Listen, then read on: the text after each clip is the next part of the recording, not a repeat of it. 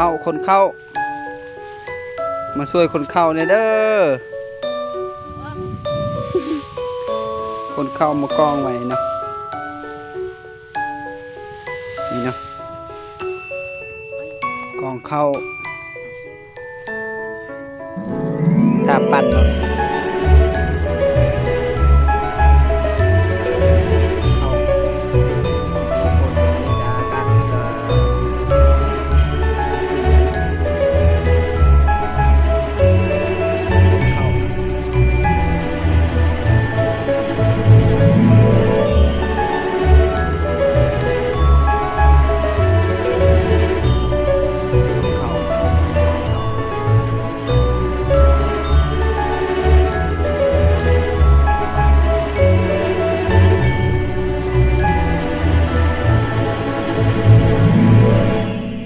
ฝนสิมาเนาะแล้วก็ไปเก็บข้าว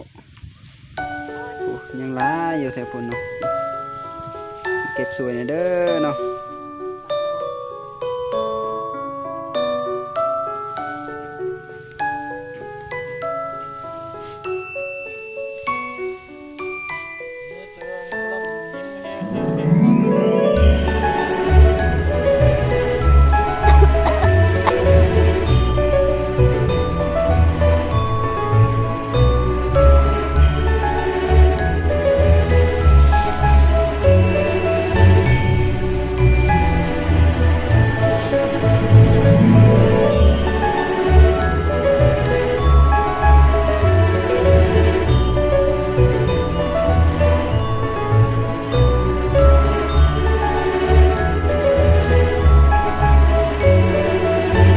ดีมาแต่ไกลรอด